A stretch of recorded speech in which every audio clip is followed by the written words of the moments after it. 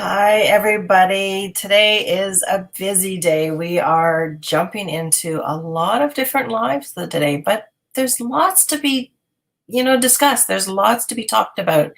And today, and you guys know, all the way through April, we're talking about cleaning up, spring cleaning, cleaning up our homes, cleaning up our bodies, cleaning up our environments to be able to just get rid of some of the toxic things that are going on in our lives, some of the toxic chemicals, and just, working towards a better way of living as a result. Because when we start to really decrease the toxins in our life and in our products, in our homes, in our bodies, these are going to ultimately lead to a lot better health down the road, just because of the fact that they are out of our lives, out of not being absorbed into our system, not being always around us. I remember back before I knew better, and I would use bleach. And in fact, I still use bleach sometimes, depending upon the issue that's going on. But before I knew any better, bleach, when I was using it, obviously I would always wear gloves, but I would always get like an instantaneous headache. And that headache was it was like devastating, and I would have to really prepare myself, do the job that I need to do with the bleach, and then I would actually have to go and lie down for a little while afterwards because the headache was so devastating. But that's what I really wanted to talk to you guys about today, is because now that we know better, these kind of reactions that are just like boom in your face trying to tell you that this is not good for you is there's other ways to be able to get around that. And that's basically what I wanted to look at with you guys today. So a guide to healthy cleaning. So we're going to look at 4 eco-friendly ways to make your home a toxic-free sanctuary. And like I said, when I was back in the day, I mean, I'm in my 50s now, so I'm going back to the 70s, and perhaps a lot of you might be in that kind of same boat. There was crazy amount of chemicals going on. It was like a cocktail, a soup of chemicals. Dryer sheets, air fresheners, cupboard full of hard-hitting cleaners. They worked, but at what cost is what I was actually wondering. Harsh sprays, these were a part of our daily routines and, touted as solutions to help you scrub and scour our homes away from the potential bad bugs. And even though, we had our clean homes, it was really causing a lot of endocrine disruption with the xenotoxins and estrogens, and all these wonderful bad neuro disruptors as well, neurotoxin disruptors, all these different things that were really harsh for our bodies. And that, even just on our skin, when we would get these compounds on our skin, we would notice that they were very, very, our bodies become sensitive, and we thought, oh, well, we're just having a little bit of an allergy. Well, you're not the only one. And it was very much a concern, from a large amount of people. When our children started showing up with these rashes and different things from dryer sheets and different chemicals in laundry soaps, they started changing things, but they still didn't, make it toxic free. There was still always that entity with the toxins in so much of our products that we're taking in. A lot of the changes came from understanding the science behind eco-friendly chemicals and products, to products available to us as we seek to detoxify our homes and our worlds. We really are the people that are buying these products, and so it's really important and imperative for us to learn what harm is being done to our bodies, and then demanding a better product. There's a lot of products out there, but because the demand is so kind of on the lower end of things, these are almost premium products. Unfortunately, they tend to be a little bit more expensive. So I wanted to just go through a few homemade, do-it-yourself kind of products as well today too, with that understanding that they're going to still work really, really well, but you're going to have that cost effectiveness as well too.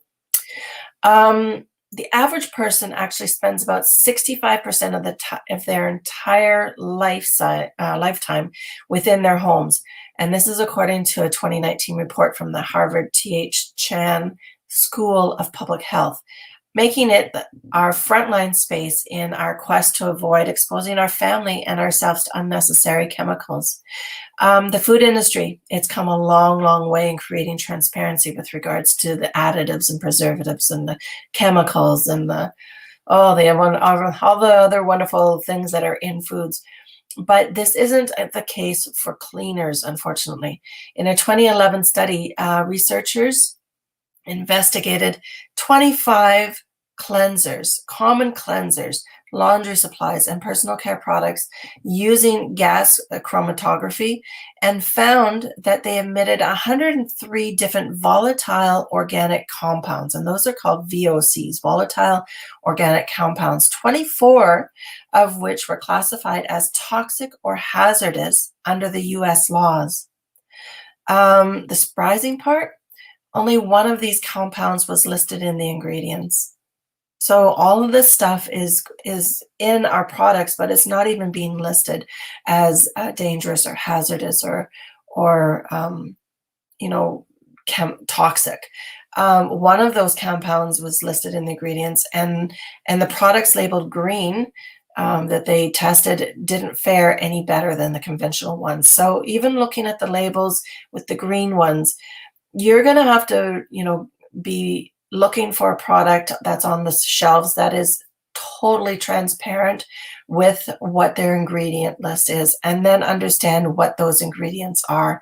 It's a bit of a learning curve, but it makes a big, big difference when we're talking about the health of ourselves as well as our children and elders or whoever happens to be in your home at the time. Part of the problem, though, actually lies in the scant regulations around ingredient disclosure. In the US, for instance, ingredients listed as fragrance aren't required to be disclosed on any product labels whatsoever. And in fact, it can be made up of several hundred substances, many of which are carcinogenic. So take that into consideration when we're looking at a lot of these. When I'm talking toxins and I'm talking chemicals and all these different things and talking about health hazards, basically what I'm talking about is carcinogenics, things that can help express the cancer genes within us, and we want to stay away from those as much as possible. But what can we do? So what can we do? We're going to detoxify our cleaning supplies. Cleaning supplies fall under different federal regulations than those of food. And I'm talking about from the perspective of the US here. But you shouldn't need a biology degree to actually shop for environmentally friendly cleansers. According to the Environmental Working Group, the EWG, which is a place that you can Google online. It's called ewg.org, and you can get some really incredible information from that site as well too. The feel-good terms that imply a cleaning product is better for you and the environment, including non-toxic, biodegradable, and plant-based, aren't regulated at all. So approach them with the same caution and and dig a little bit deeper to clarify what is going on in the product. So when you see a product that says non-toxic, biodegradable, plant-based, doesn't necessarily mean that they are within some sort of guidelines. They're just throwing those out there for advertisements, perhaps, and getting you to buy their product. So really dig a little bit deeper. Choose cleansers that are verified by third-party certification programs, such as EPA's Safer Choice, Green Seal, or Eco Logo. And avoid aerosol sprays, which can contribute to respiratory issues. So if you have children with asthma, or you have adults in your home with respiratory issues, COPD, even cancer, anybody that smokes. These are all things that you want to potentially keep those aerosol sprays away from. They're just no good for you, and as a result, they're bad for the planet as well too. With the EWG's Guide to Healthy Cleaning database at the ewg.org, definitely something you want to look into.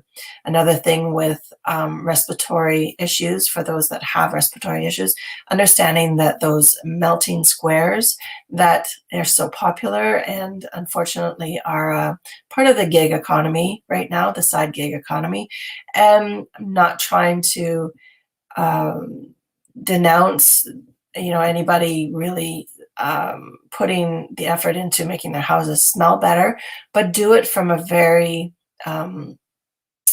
from that understanding that anything that you're going to have with that kind of smell, that chemical smell, that artificial smell, those toxins are going into the air as a result. So the second thing I wanted to discuss today is skip the antibacterial, antimicrobial soap and wipes. This is a big one. It's going to be a hard one for a lot of people because of the times that we live in. But one of the most exciting areas in the realm of next level cleaning is the introduction of probiotics to the cleaning aisle, a trend that we're going to see more and more in natural products. And because we don't want to get rid of the good bacteria that are on our hands, our skin has a great deal of bacteria, beneficial bacteria, and we don't want to get rid of it. And by using antibacterial soaps and antimicrobial soaps and wipes all the time, and those antibacterial gels and different things like that, we're taking away not only the essential really good oils in our hands, but we're taking away those beneficial bacteria as well too. And that as a result can allow the negative and the so-called bad bacteria to flourish. And we don't want that. That's actually going to cause worse problems than it is going to cause anything. I mean, back in the day, kids used to come home after playing in the mud and, being dirty, and we would, get sent to be cleaned up basically, but not scrubbed and sanitized. We were just, go wash your hands with soap and water. Best thing for you. Even within my own practice as a nurse for 30 years, the best thing was just soap and water.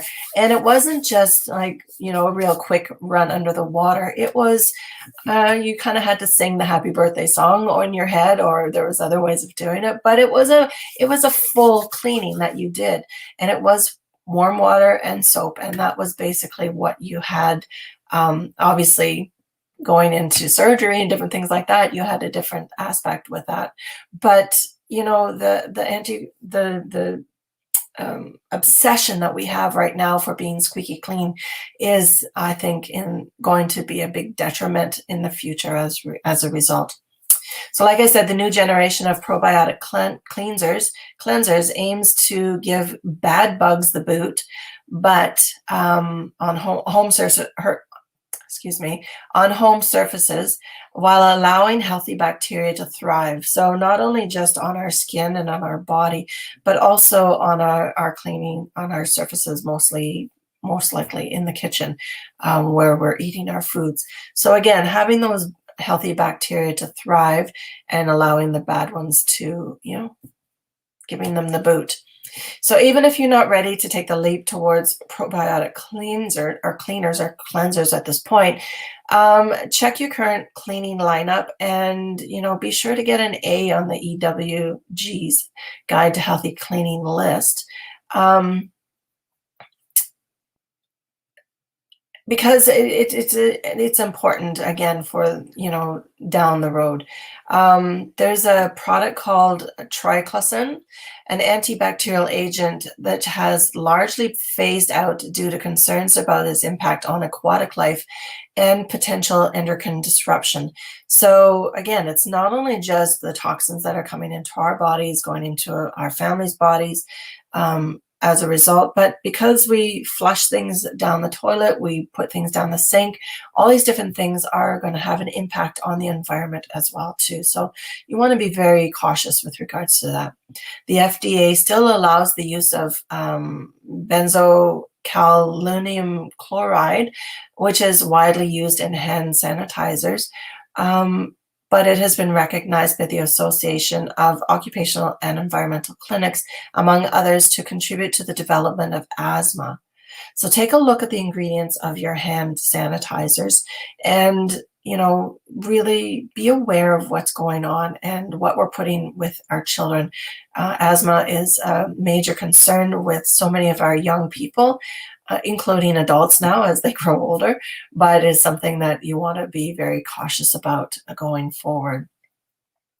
So the third thing I wanted to touch on is really just trying to give do-it-yourself products a try. Save money, protect your health, and slash your impact dramatically. Sustainable staples that super clean your surfaces, including baking soda, lemon juice, and vinegar, are timeless swaps that help you effectively rid pathogens such as E. coli, in fact, from your home. Don't be mistaken and understand that it's only going to be this one big spray bottle product that's going to be able to get rid of stuff like that. No, baking soda, lemon juice, vinegar, these are household products that you can ingest, but will still at the same time help to rid the pathogens like E. coli out of your home. And just as a side note, E. coli usually is the bug that you find in feces. So just a little tidbit there. Essential oils like lavender and peppermint are great ways to freshen your home instead of using traditional air fresheners. Again, your essential oils, they're natural products.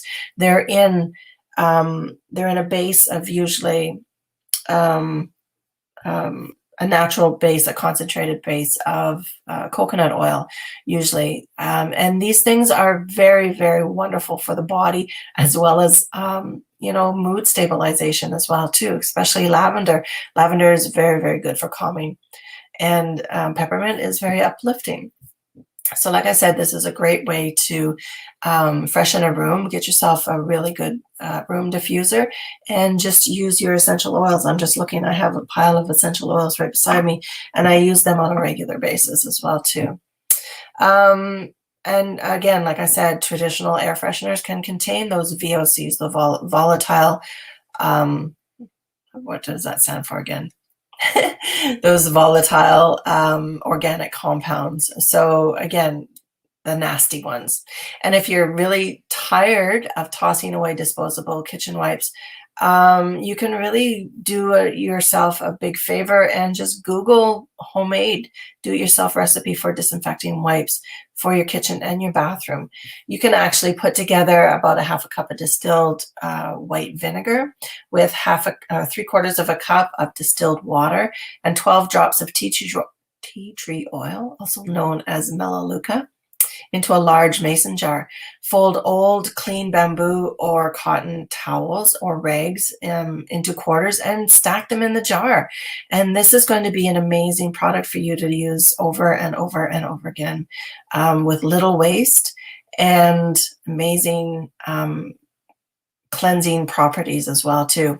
Once you've soaked the cloths, you can use them to wipe down surfaces, wearing gloves to protect your hands, obviously, because again, vinegar and tea tree oil, and when it's potent, can be a little harsh on the hands. And you're going to just launder the rags afterwards, refold them and place them in the jar as needed. And when you're using bamboo-based towels, simply rinse well under hot water and return them to the container. Simple as that, easy peasy. So the fourth thing I wanted to look at is opting out for natural pest repellent solutions. I'm sorry, I laugh. And I know my father doesn't listen to this, so I'm going to tell you guys a story. Mosquitoes are not my father's best friend. And he actually gets very upset. And I mean, we've all been there in the middle of the night. We're trying to sleep. It's hot out, first of all, in the summer. And then all of a sudden you start hearing it. You hear the little mosquito. and you're just waiting for it to land so you can smack it so you can get back to sleep. It is driven so many people batty over the years, and including myself. But my father, he just kills me. It drives him like mental, totally mental, especially in the middle of the night when, he has sleeping issues as well too. So he would keep a bottle of Raid at his bedside, and whenever the mosquitoes would infiltrate his sleep, out would come the Raid, and my poor mother would just be like waking from sleep with like a mouthful of Raid, and just it would just be, it's sad but also a little funny at the same time, because he would just almost empty a whole bottle trying to get rid of that one mosquito that's in the bedroom at the time. Meanwhile, it's probably gone up to the ceiling or hiding someplace, and just as soon as the mist of Raid settles probably all over the bed, and my parents are just falling back to sleep again, that mosquito would probably come back down and bother him. But I mean, this is crazy toxic stuff that you're dealing with at this point. So you really have to be very, very, very vigilant about your usage with it, as well too. So Harvard Homes and Health states that many pesticides and herbicides can be toxic. Well, I mean, obviously, if they're going to be killing bugs, they're going to kill us at a certain level as well too, suggesting that you limit or avoid use altogether. But if you're like me and you live on the edge of nature where insects often attempt to come inside the house, consider swapping insecticides that are potentially carcinogenic on top of everything else for Dimos's earth. I'm saying that wrong again. My pronunciation is poor. I apologize. But this is made from fossilized remains of tiny ancient aquatic organisms called diatoms. This natural compound is labeled as generally regarded as safe, GRAS, by the FDA and deemed safe and non-toxic by environmental agencies. And this is one of the products that we can use towards really getting towards a very non-toxic pest repellent. There's other ways that we can get around it as well too, but I'm not going to get into all of them, but just trying to be vigilant about it and understanding that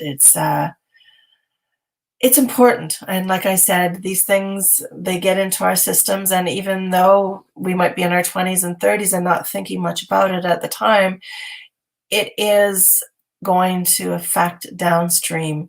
And when I say downstream, I'm talking about possible carcinogenic effects of these products. And when we begin to learn and we begin to understand and we begin to shift things, cleaning out our bodies with clean foods, cleaning out our homes of these toxic things, allowing our livers to do the jobs that it needs to do instead of overburdening it with all of these different chemicals and compounds and just things that are not natural, we are giving ourselves a better chance of not exhibiting or not expressing the genes towards these lifestyle diseases that are potential. And, this is part of the whole prevention that we talk about with regards to our health, and understanding that it's, there's things that you can do today. There's things that you can change, including the things that you put in your body, the stuff that you put in and around your body, and on your body, and how we live in our homes. These are things that you have the control over. Genes, we don't have control over, unfortunately, but how those genes express themselves later on in life is up to how we live our lives. These are lifestyle choices and lifestyle choices that can potentially head off lifestyle diseases as a result. So basically, the choice is yours, and understanding brings more information into your life and a better way of doing things for you, your family, and generations to come. So hopefully you got a little bit of information out of that little Wellness Wednesday talk today. Eco-cleaning, eco-friendly cleaning is amazing. And if you just give it a chance, try it out. I'm not saying throw everything out right away. I'm saying the next time you go buy something, look at the ingredients and see what's on the bottles. Give vinegar and lemon juice and baking soda and essential oils all a try first. See how well you can do. You know, when you use those on a 90% basis, 95% basis of the time, then when you do need some heavy duty scrubbers, those ones will be there for you. And you can use them without being overburdened by the toxic chemicals as a result. And your body is able to detoxify naturally. And that's what the body does, is detoxify naturally when given the chance to be able to do the major things that it needs to do on a regular basis. So if you have any questions, reach out. If you have any comments or concerns, please, again, reach out. I'm here for you. And let me know what products you love best for cleaning your home. I'm really, really interested to find out. Have a great day, guys. We'll talk soon.